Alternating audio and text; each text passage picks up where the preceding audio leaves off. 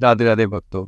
देखिए, कल हमने बलदेव बाबा के घर पे जो लीला हुई थी जयपुर में बलदेव बाबा के घर पे जो लीला हुई थी वो सुनी थी कि किस प्रकार राधा रानी का जो चित्रपट है, जो चित्र है, अति सुंदर चित्र है, बाबा को कैसे प्राप्त हुआ और बाबा के माध्यम से कितने भक्तों को प्राप्त हुआ।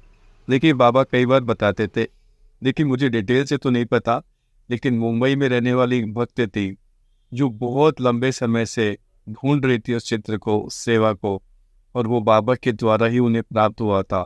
बहुत लंबे अरसे से वो ढूंढ रही थी, लेकिन उन्हें वो छवि जो उनके सपने में आई थी, जो छवि उन्होंने देखी थी, मनन किया था, वो छवि उन्हें कहीं भी नहीं मिली।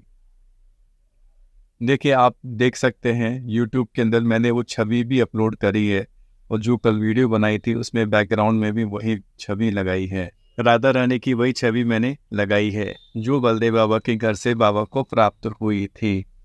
ये लीला हमने कल सुनी है। देखिए, अब बाबा जयपुर में ही थे, तो जयपुर में बाबा के से जुड़ने वाले जो भक्त हैं, बहुत सारे भक्त थे, और कृपा तो बरसती ही रहती थी।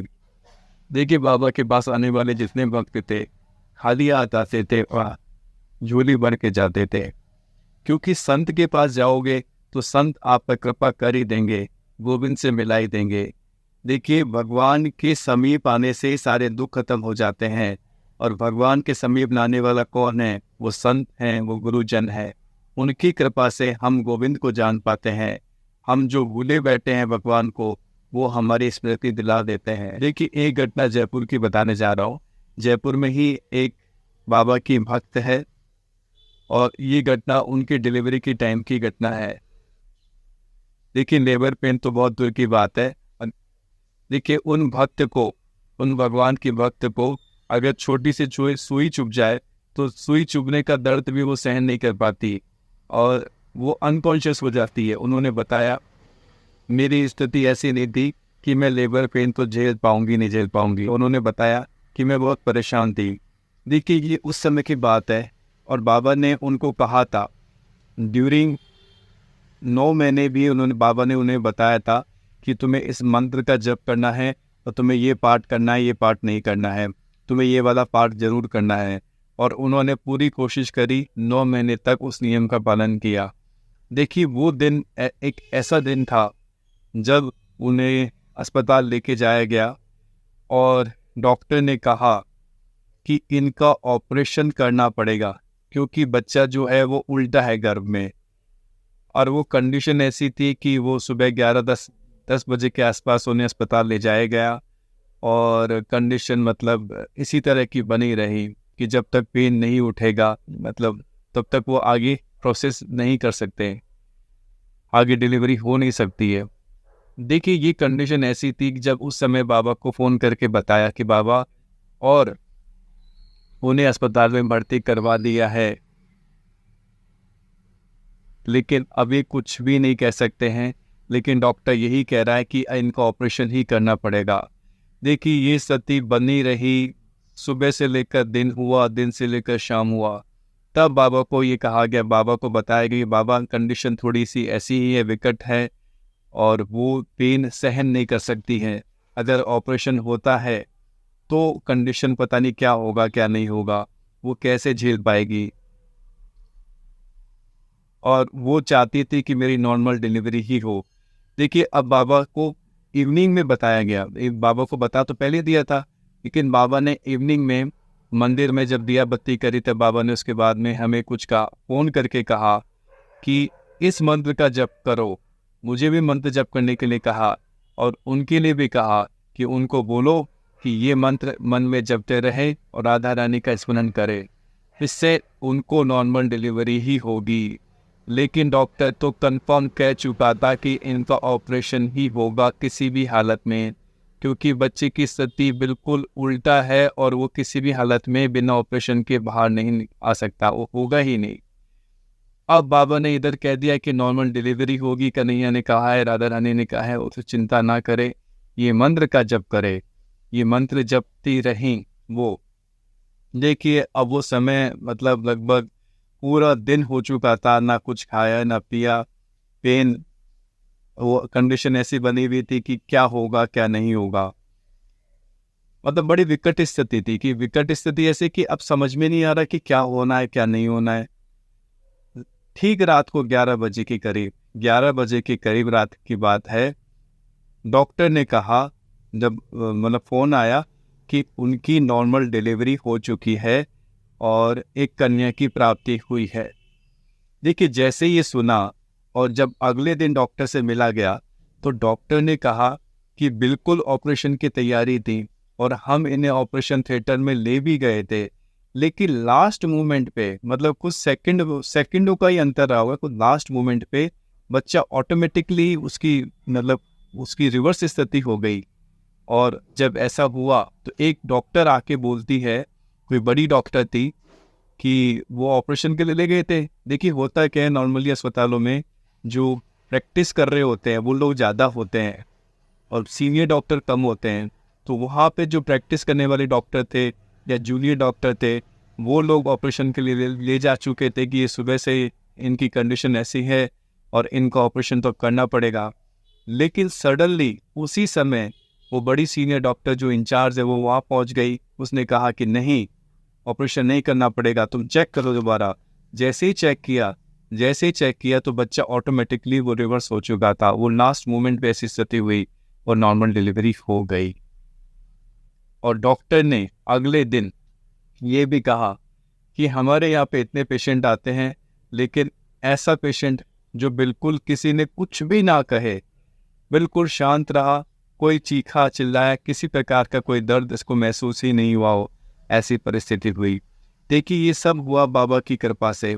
बाबा ने पहले ही बता दिया था कि नॉर्मल डिलीवरी होगी, इस मंत्र का जप करें, कोई दिक्कत नहीं आएगी, कोई परेशानी नहीं आएगी।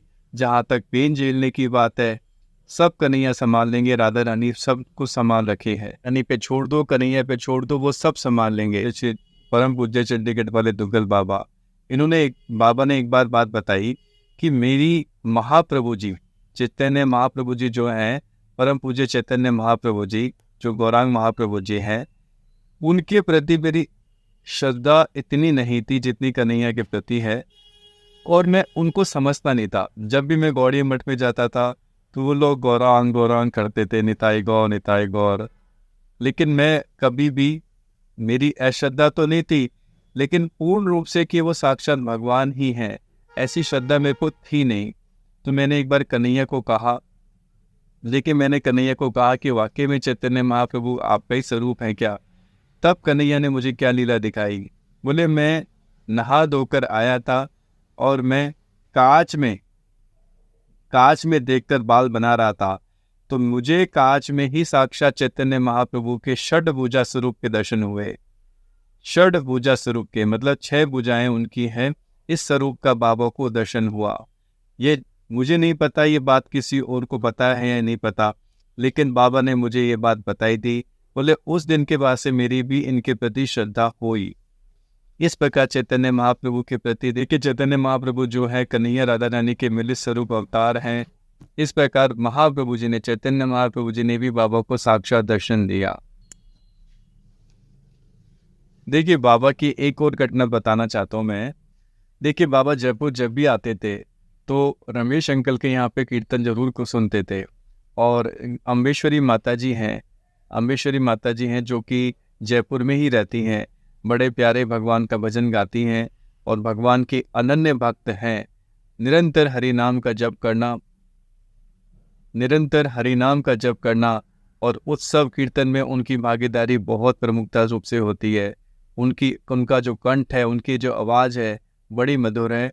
तो बड़े प्रेम से जब पहली बार आई थी तो उन्होंने पद सुनाए, कुछ कीर्तन सुनाया, तो बाबा बड़े प्रभावित हुए। बाबा ने उन्हें बड़ा प्रेम से खूब आशीर्वाद दिया और कहा कि तुम्हारे पर कन्हैया राधा रानी की कृपा बनी हुई है, बनी रहेगी और ये बढ़ती जाएगी।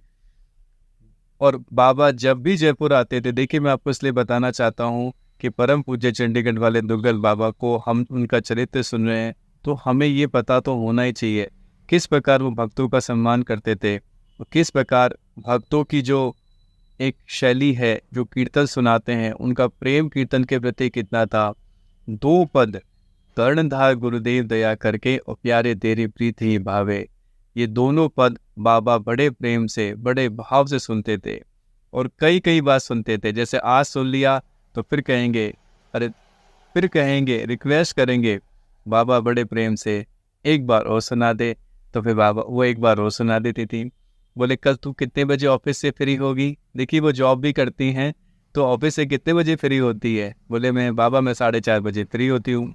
तो तू एक काम करना, तू घर ना जाकर सीधा रमेश जी की यहीं पे आ जाना और यहाँ तो मुझे वो सुनाना। तो इस प्रकार बाबा को जैसे ही टाइम मिलता था वो दोनों पद सुनते थे, और भी पद सुनते थे लेकिन दो तो विशेष रूप से सुनते ही थे। और उसके पश्चात भी बाबा की स्थिति ऐसी थी, देखिए बाबा इतना इतना प्रेम करते थे, उस पद को सुन के बड़े भावुक हो जाते थे। और मैं आपको एक बार की घटना सुनाता हूँ। वो जब पद सुना रहे थे, ये घटना रमेश अंकल के घर में जहाँ बाबा रुकते थे उसी रूम में हुई थी। वहाँ बैठकर बाबा ये पद सुन रहे थे।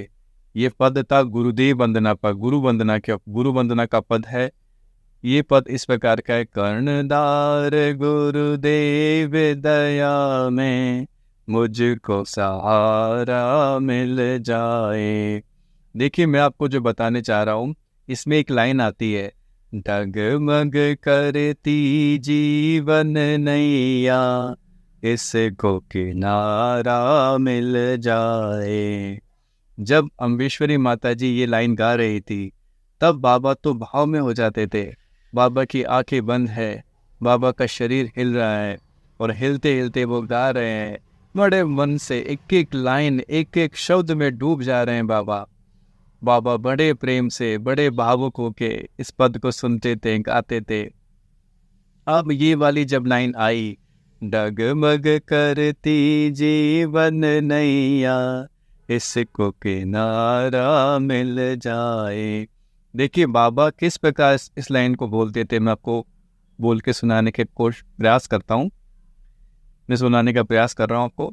तो बाबा इस तरह से, डगमग करती जीवन नैया इसको किनारा मिल जाए, डगमग करती जीवन नैया इसको किनारा मिल जाए। देखिए वो दिन था जिस दिन ये पद गाए जा रहे थे और बाबा इस लाइन को बार बार दोहराते जा रहे थे, डगमग करती, लगातार दोहराते जा रहे थे। आगे नहीं बढ़े, आगे बढ़ने के प्रयास नहीं हो रहा। अब अम्बेश्वरी माता जी हम सब भी इसको गुनगुनाते रहे कि डगमग करती जीवन नैया इसको किनारा मिल जाए। देखिए बाबा की जो परिस्थिति थी, बाबा की जो उस समय स्थिति थी, बड़े विरह में थे, आंखों से आंसू बह रहे हैं, भाव में डूबे हुए हैं, आंखें बंद है, चिंतन कन्हैया का हो रहा है, गुरु महाराज का हो रहा है, गौड़ साहब जी महाराज का आ रहा है, क्योंकि गुरु वंदना का जो पद है। अब अचानक से क्या होता है, मैं बाबा के श्री चरणों के पास में ही बैठा हुआ था पलंग के नीचे, क्योंकि बाबा डबल बेड वाले पलंग पे तकिया पीछे करके दोनों पैर आगे करके बैठे हुए थे और कीर्तन सुन रहे थे, बड़े झूम रहे थे, आनंद से आनंदित हो रहे थे। देखिए अचानक क्या होता है, बाबा एकदम से खिलखिलाकर हंसने लगे। कहा तो वो विरह में थे, बड़े दुखी, बड़े भावमग्न हो रहे थे और एकदम से खिलखिलाकर हंसने लगे और उनके शरीर से इतना तेज कंपन हुआ कि मेरा जो हाथ है लगभग बाबा के श्री चरणों के पास में ही था, हल्के हल्के हाथों से मैं उनके चरण स्पर्श कर रहा था, दबा रहा था, और मेरा जो हाथ है इतना जोर से कंपन करने लगा कि मैं थोड़ा सा शॉक हुआ, एकदम से पीछे हुआ कि ये क्या हुआ। वो जैसे कोई बिजली कौंध जाती है इस तरह से एकदम से कंपन हुआ और उस कंपन से मैं एकदम से पीछे हुआ। तब मैंने देखा कि बाबा खिलखिला के हंस रहे हैं, बहुत तेज हंस रहे हैं, ओह बहुत प्यारे से हंस रहे हैं। देखिए वो पद जब पूरा हो चुका था तब सब ने बाबा से पूछा कि बाबा क्या लीला हुई। तो बाबा ने कहा, साक्षात परम पूज्य अति शक्ति संपन्न श्री गौड़ साहब जी महाराज पधारे और मुझे बोलने लगे कि बाबा आप चिंता क्यों करते हैं, आपको तो किनारा मिल चुका है, आप निश्चिंत रहिए, आप निश्चिंत रहिए, निश्चिंत रहिए। तो जैसे गौड़ साहब जी महाराज पधारे थे वो खिलखिला के खिल उठे कि ओहो जय हो जय हो जय हो। कहा तो भावमग्न हो रहे थे, बाबा की मुस्कान देखने लायक थी। इस प्रकार हम लोग अभी जयपुर की यात्रा में बाबा के साथ में हैं। देखिए, ये घटना कोई एक बार की यात्रा में नहीं हुई है, बाबा कई बार आए हैं। तो जब जब आए हैं, कब कौन सी घटना घटित हुई है, लेकिन जयपुर में ही ये घटना घटित हुई है जो मैं आपको बता रहा हूँ। इस समय जो आप लोग सुन रहे हैं, इस समय ये जयपुर में ही घटित हुई है। राधे राधे भक्तों, राधे राधे भक्तों। राधे राधे राधे, जय जय जय श्री राम। जय राधे राधे राधे, किशोरी प्यारी रात, गोविंद की प्यारी राधे, गोपाल प्यारी रात। जय राधे राधे राधे, जय जय जय श्री राधे। करुणामयी राधे, कृपामयी राधे, करुणा सिंधु राधे, कृपा सिंधु राधे। जय राधे राधे राधे, जय जय जय श्री राधे। जय राधे राधे राधे, जय जय जय श्री राधे। राधे राधे मंसूर।